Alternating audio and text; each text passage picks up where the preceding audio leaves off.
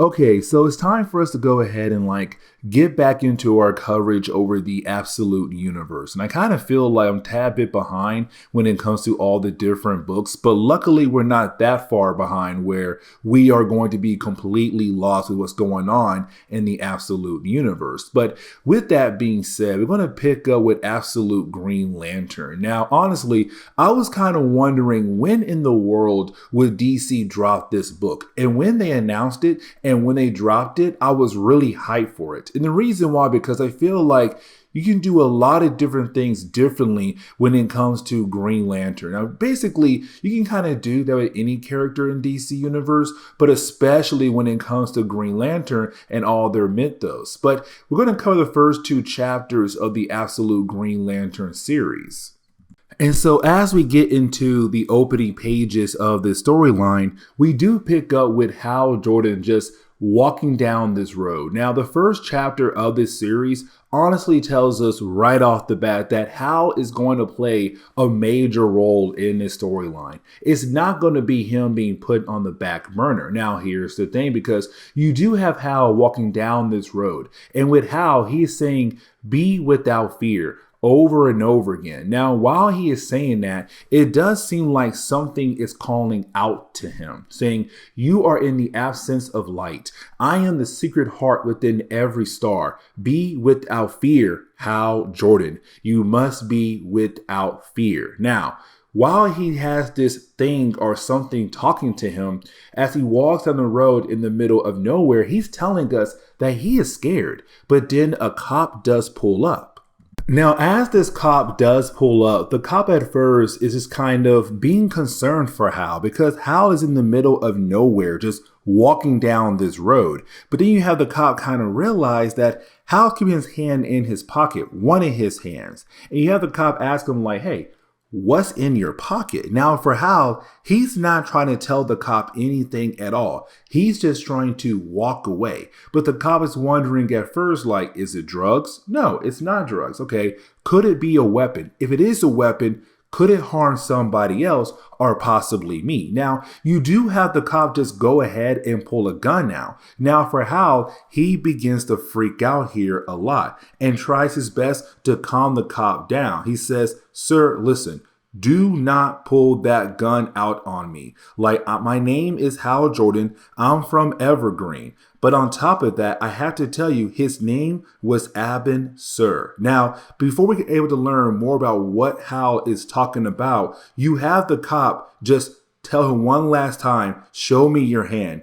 Everything goes black. When we come back to, the cop has completely disappeared. We're kind of left to wonder that Hal has somehow just killed the cop off, but now he must continue on.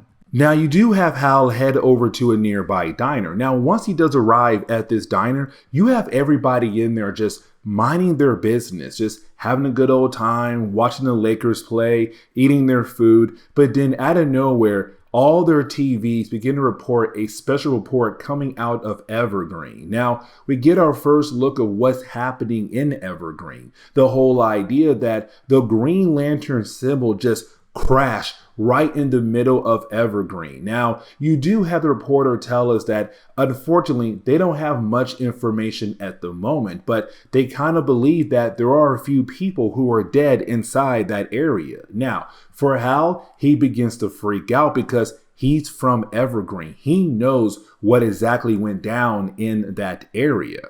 Now, we are able to get this flashback that does take place 5 days ago in the past, where we do pick up with, Hal hanging out with 2 other characters, John Stewart and also Sojourner Mullen. And they call her Joe for short, and for sake of the video, I'm going to call her Joe for short as well. Now, in the main DC universe, all 3 characters are Green Lanterns, but in this reality, so far, none of these characters have became a Green Lantern yet, but on top of that, they all came from Evergreen. Now, for Hal and John, it does seem like they stayed there their entire life. But for Joe, she left, but came back and left Coast City behind. Now, we're kind of also left to believe that she was married to somebody back in Coast City. But either way, she's now back in Evergreen. Now, while you do have the 3 characters talking to one another, they see all of these bikers just coming through their town. But the last biker gets into a crash. And the reason why, because some kind of green dome appears around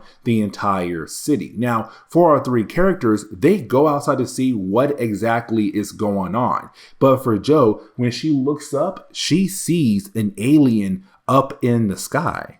Now, as we transition back over to the present day, it's Hal in this diner, and you have Hal begin to tell everyone in the diner that he's from Evergreen, and everyone just saw the news report that something major had happened in Evergreen. Now, for Hal, he's telling us that Abin Sur gave him something, some kind of weapon. Now, for the people in the diner, they kind of want to know, what did he get from this supposed Abin Sur person? But the thing is, he's not pulling his hand out of his pocket once again. He's keeping his hand just in his pocket to keep whatever he got from Abin Sur away. The problem is that you have everyone in the diner kind of begin to freak out. Some of them begin to make threats towards him. And that right there is a problem, because once you do have this supposed weapon in his pocket, begin to believe that he's in some kind of danger, it goes out of its way to protect him. And so just like that, because you had two different people try to attack him, you have this weapon just begin to attack everyone in the entire diner. Now, we do get a first look at the weapon. It's the black hand. Then we're kind of left to wonder, what does this supposedly mean? But you do have the black hand on Hal's hand just begin to kill every single person in the diner. He does get shot, but it does not stop him at all. Now, once you do have everyone in here completely killed off, you then have the black hand begin to heal him up. And for him, he was kind of hoping that he would die to finally get away from this supposed weapon that's now on his hand. But to close on the first chapter, you did have Hal here's name be called by somebody else. When he turns around, we see Jo. But the thing is, Jo seems to be a Green Lantern now. So we're kind of left to wonder how in the world these two characters have received their special weapons to use in this reality. Now, as we dive into the next chapter, we pick up with Jo also hearing voices. Now, here's the thing, because the voices she hears, it tells her something completely different from Hal. It says, "Be without fear. You exist at the green level of light. You must have knowledge of yourself to command the flame. You must be without fear, entirely without fear." Now, once she's able to come back to reality, she begins to talk to Hal. Now, we do learn here that both characters got their abilities most likely from Abin Sur, but still, we don't have the idea of why he chose these two characters, and also when did he give it to them? Now, here's the thing, because you also have Jo realize the entire diner is completely wrecked. Now, this is Hal telling us the black hand did this because it felt threatened. Once you have the black hand feel like there's some kind of danger to its host, it has no choice but to protect its host no matter what, which it did right here inside the diner. Now, it's also Hal and Jo saying that they don't understand the complete rules of their brand new abilities, but also being told that something happened to John, but also Guy Gardner as well.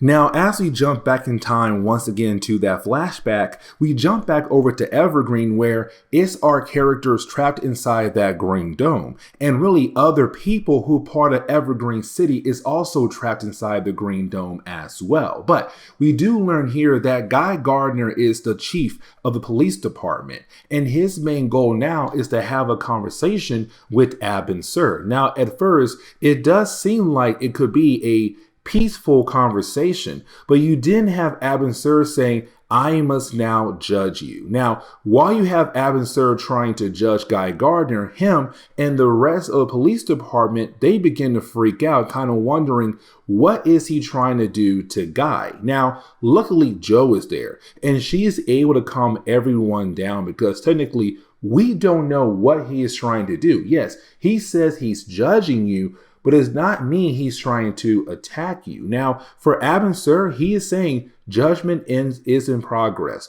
Guy Gardner, you are not an entity who currently exists in the spectrum of light. Be without fear.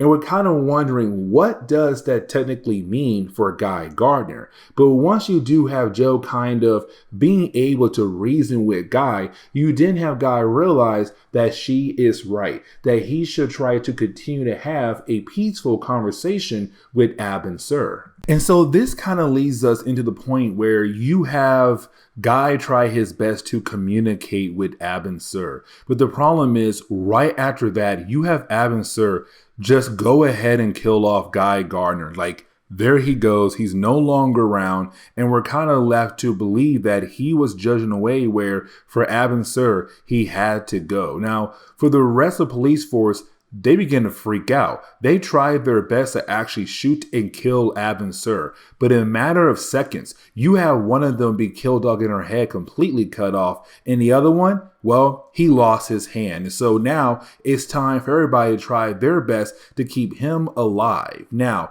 for Hal Jordan, he does grab one of the guns that one of the cops had dropped. Now, he does point that gun right at Abin Sur. But here's the thing, because you have Jon Stewart get in front of Hal to stop Hal from trying to shoot Abin Sur. But here's the thing, because for Jon, it's more of like, dude, look around and see what happened to everybody else who tried to point a gun at him. They are officially dead or currently dying. Like, you need to stop. But then you have Abin Sur say, judgment in process for both Jon Stewart and also Hal Jordan. Be without fear. And then he flies up in the sky. Now, once we jump back over to the present day, it's Joe and Hal being able to continue their conversation with one another. But here's the thing, because for Hal, he begins to talk more about the Black Hand by saying this thing is hungry or something, like hungry for something alien, but it wants the light. Now, for Joe, she's asking the green light that she currently has, but you have Hal say no. Any spectrum of the light. It wants to not absorb it, but kind of win an argument it's having right now with the light. Now, it's also Hal saying that the Black Hand is very old. It should have been forgotten. It should be weak, but an idea nobody believes in. But something fed it. Something gave it a chance. And now it's everywhere. A little piece in everything. All the way out there, all the way in here. And then Hal ends the entire conversation by saying, but it keeps telling me I was right. Now we're kind of left to wonder what that could possibly mean. And really, you have the ending of the second chapter kind of hint at the idea that it's really what the conversation they had prior from Abin Sur attacking them earlier. So when we go back to that flashback, you now have Joe, Jon, and Hal just kind of hanging out. And really more of Jon saying like, maybe you were right when it came to like possibly killing off Abin Sur. Maybe you were wrong. We don't know. Things could have happened differently if you had taken that shot against him. But it's also Jon kind of saying like, I don't think anybody is coming to save us, which means we're on our own here when it comes to finding a way to take out Abin Sur. And for Jon, he believes he knows what he can do to most likely complete that kind of task. But this is where we're going to end today's comic book video. So please leave me a like down below and subscribe. But guys, see y'all next time. Later.